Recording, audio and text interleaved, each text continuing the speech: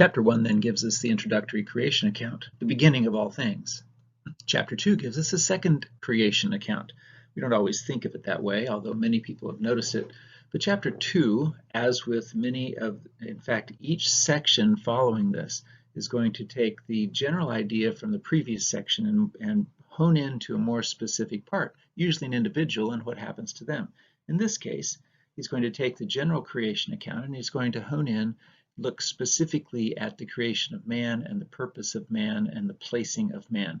And what we will see is a further specification of who man is. Man is created for dependent service. That service is not just ruling as we see it in chapter 1, but as we shall see, he has a more specific and perhaps a more priestly function. Man's purpose here then, in chapter 1, is to represent God in rule and authority. In chapter 2, God presents man in a very different venue. He places man and woman into his garden. The garden in chapter 2, as you hear in your readings, is not intended to simply be a vegetable garden or an orchard, but it is actually intended to be a temple precinct. This is part of the temple cultures of the ancient world. They would have gardens. And the garden here, as many scholars have noted, is clearly showing that Adam and Eve are not simply gardeners, but Adam and Eve are actually priests and priestesses, a priest and a priestess, serving God in his holy temple. Greg Beale in particular has demonstrated this in his work, that this temple theme begins in the Garden of Eden and it ends in the end of Revelation. And of course, as you compare the two, you recognize there's a tremendous number of similarities. That, I believe, is because God is intending for Israel and for us to understand that God's purpose for man is not merely to rule, although this is certainly part of ruling. But in chapter 2, we see that man's purpose is in his ruling to lead creation in worship of him. That's what a priest does. It leads others in worship, and that's what the priesthood of the believer is to do in the New Testament church. But that was really the purpose that God had for mankind from the beginning. The problem, of course, is that sin messes with that problem, with that purpose. Worship, as we understand it, then, is not merely an action that we do, but it is really a whole life of service.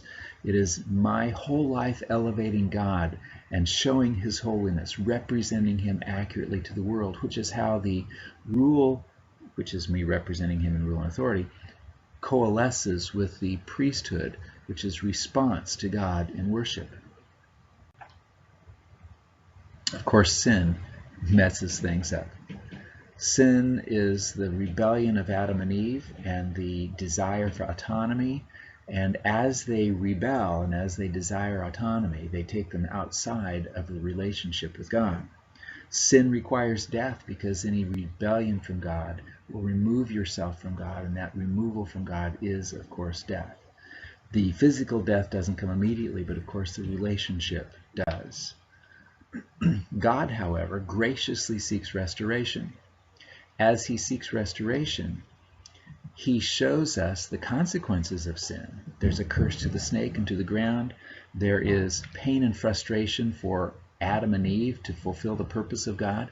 Ironically, they will still be able to fulfill it, but it's going to be difficult and painful. So the multiplying is shown in the cursing and the consequences for the woman, and the pain of ruling is shown in the consequences for the man, and yet for both there's hope. There's an immediacy to life, although ultimately there will be death, and there is still opportunity for relationship with God, which he gives and which he illustrates by the clothing with the animal skins. So what happened to the image of God? Was the image of God destroyed? And the answer is no, clearly not. Why? Well, in Genesis 9:7, God tells us we're still created in his image. In James 3:9, God says, how is it that you can bless God and curse man who is in his image with the same tongue? It doesn't make any sense.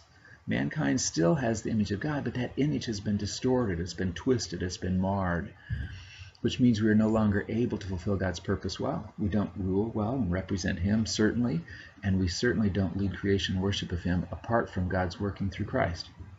That distortion, that marring of the nature of man, of the image of God, if you will, in mankind, has disturbed the purpose of God in man, but it hasn't destroyed it. So while there are consequences, and Satan has attempted to destroy man's ability to represent God, and in fact God's images on earth, he hasn't succeeded. God's plan is that he will restore that through Jesus. In Genesis 3:15, we see that there's going to be a descendant of Eve that is going to crush the head of the snake. And of course, that is God's opportunity to bring about his plan as he destroys Satan and as he destroys the competition, if you will. In 2 Timothy chapter 2, Paul tells us that ultimately he is going to fulfill his plan.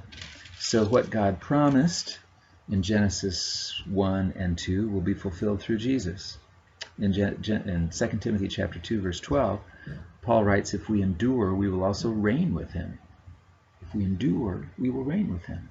The ability to rule and represent God in our rule over creation is restored in Jesus Christ, and ultimately we will have that fulfilled.